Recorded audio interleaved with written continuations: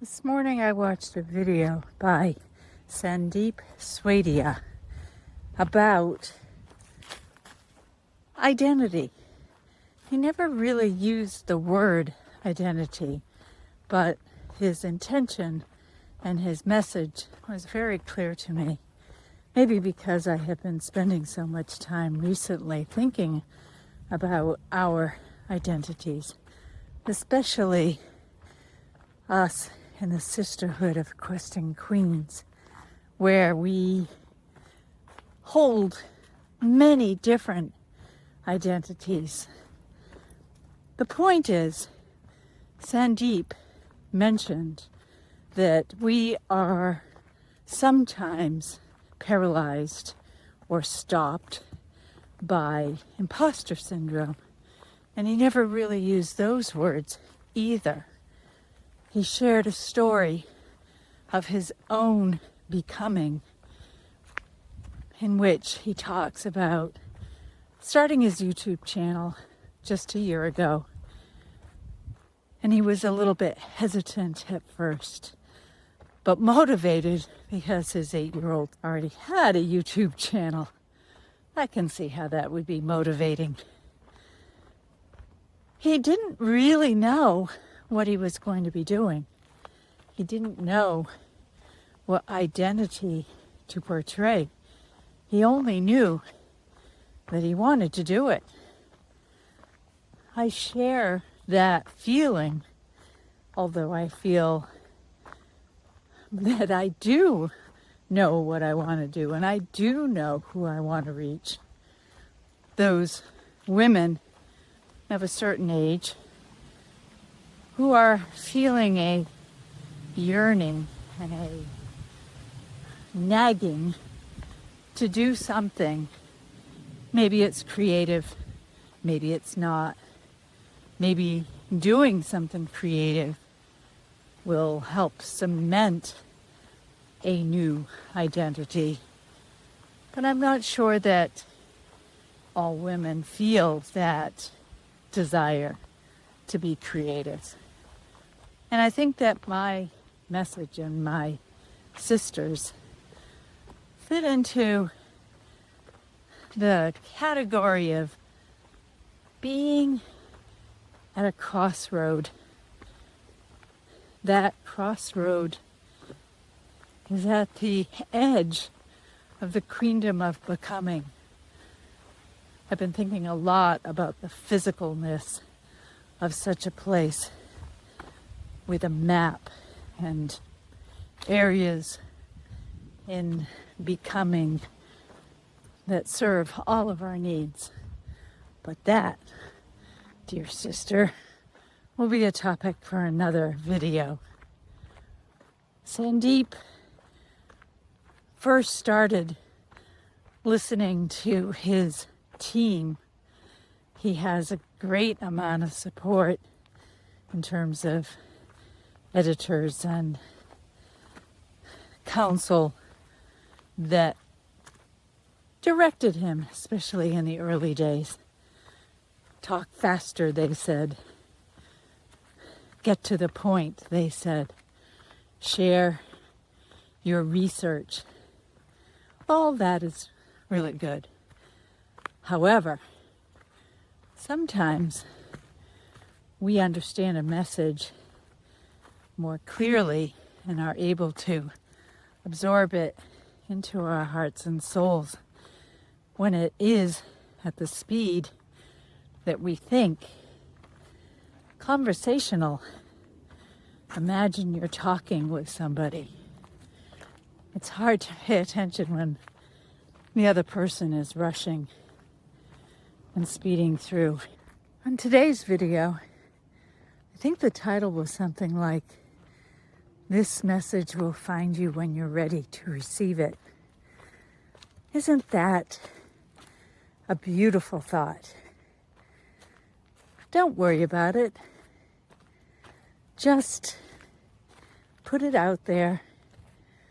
And the person who needs to read it, needs to see and hear, will find it when they're ready. He spoke about his first identity on YouTube, somebody unsure. And now, a year and a half later, he speaks with such confidence and knowledge. I've watched several of his videos recently. I'm very impressed with how they convey a certain message. His videos are supported with B-roll and graphics, but this one today was without any of those extras. Just him sitting cross-legged on the floor, sipping tea every now and then, not talking quickly, just sharing, just talking as if talking to a good friend, or maybe a friend in need. At one point, he picked up a guitar and said, "We are like the different strings on the instrument, 6 different strings, each tuned to a different pitch, some making that sound because of the thickness of the wire. And how do we transform that open chord dissonance into something pleasant to listen to? We put our fingers on the frets at certain established markings, and we make a chord. Think of your life and your initiative right now to making a chord. Your multiple identities in some ways may feel disconnected and dissonant to each other, especially if you haven't applied the finger stops. You're just allowing them all to flow freely, and they're not going to sound good together. But if you measure out how much of your various selves will come together in a next project, a next event,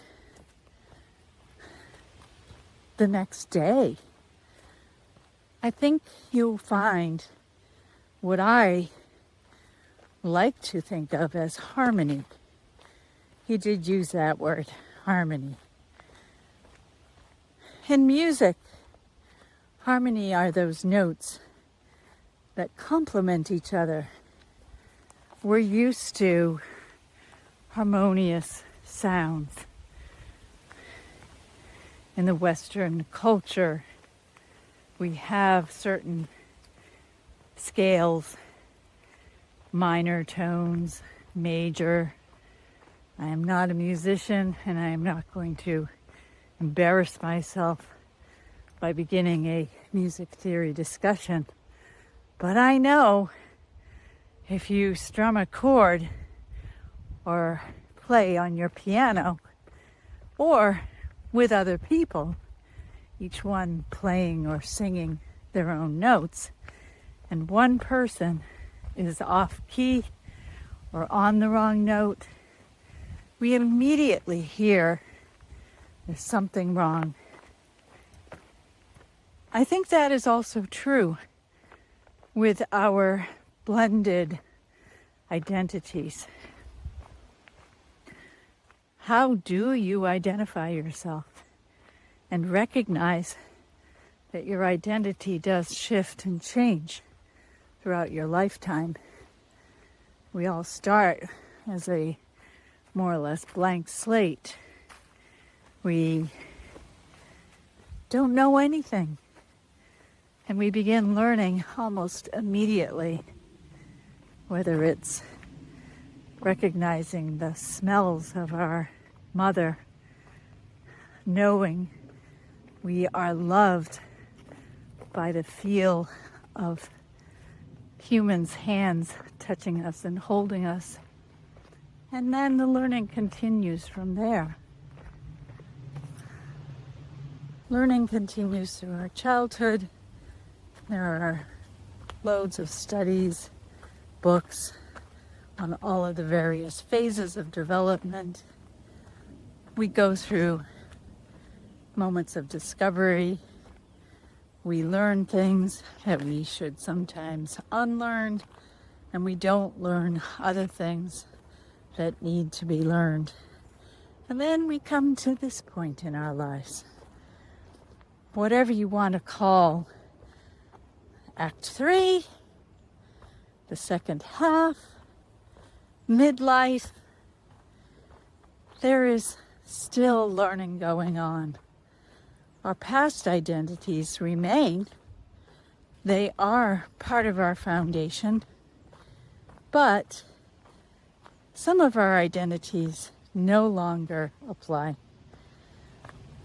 If you're a mother, you'll always be a mother, but the need to attend to your children's every need changes. Sometimes the letting go and giving our children freedom is a painful transition. For the most part, I think we all handle it very well.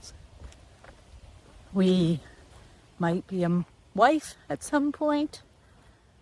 We might no longer be married through divorce or death. And that is also a shifting identity. I was talking about this with my husband this morning, and he said it's a bit of a metamorphosis. Think of the caterpillar in their chrysalis and then transforming into a butterfly. Many thoughts on that, whether they are two creatures coexisting for a while or whether it is a complete transformation. Humans don't go through that same sort of metamorphosis, but morph we must. Imagine if you were still halted at a phase of development from childhood. Every day you have to think about how to tie your shoes, how to chew your food, how to attend to personal needs. These things become second nature. Rote, driving a car, threading a needle. Part of our identity, shifting, changing, becoming. This is the point of today's video, inspired by Sandeep. Find the harmony with your various identities. Try this. Use the BRAID Compass. Begin by making a list of all of your identities that currently define who you are. Mother, wife, employee, artist, salesperson, friend, churchgoer. Continue with a list of identities you hope to achieve. Begin. Then reflect. Take out a piece of paper, another sheet of paper, held side by side with the first one, and write a sentence or two where you reflect on this identity. When did it begin? When do you hope it will begin? How many people know about it? how much of your current life is spent realizing and living up to this identity. A, act. Act as if it is real.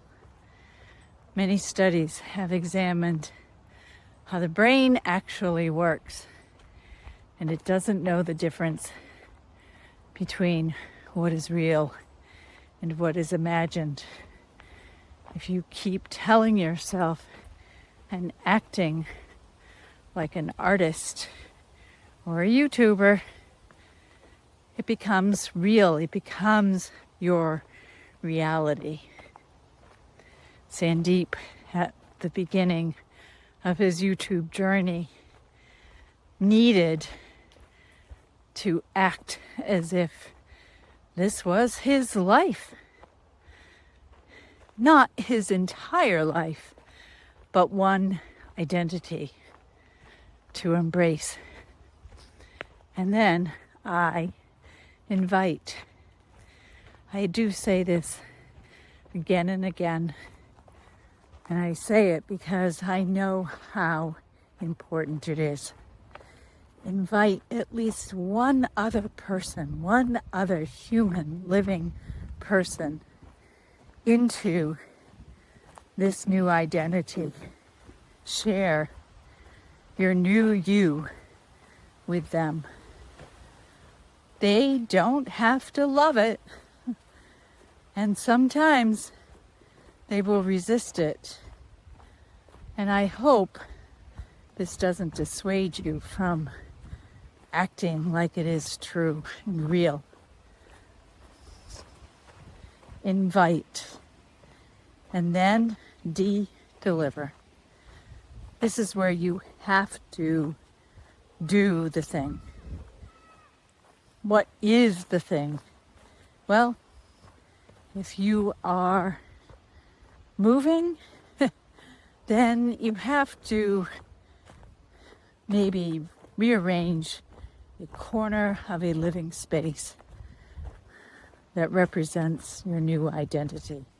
Sandeep began his channel calling himself the MIT monk, having gone to MIT and having practiced being a monk for a while in his life. But at some point in his YouTube journey, he had to change his name. He talks about having a live Zoom call with someone on his team who said to him, "I'm doing it right now. I'm changing the name to your real name." At some point, I plan to change the name of this channel from Creative Women Over 50 to something less filled with adjectives and demarcations of age. I do believe that the becoming that I am speaking about and shifting identities relates more to women in a second half of their life in Act 3, in this metamorphosis. But 50 is definitely not the moment when the door opens. I know that we can hear this calling much earlier in our lives. I'm also not so sure that creative continues to belong in the title. I know that being creative in any of the art forms does have a way of revealing moments and points of becoming. So stay tuned. Will I change the name to my own name? I don't know. We'll see. All right. Thank you so much for staying to the end. And if you do stay to the end, please drop the word noodle into the comments, and you will receive a very special gift. Thank you. A biento.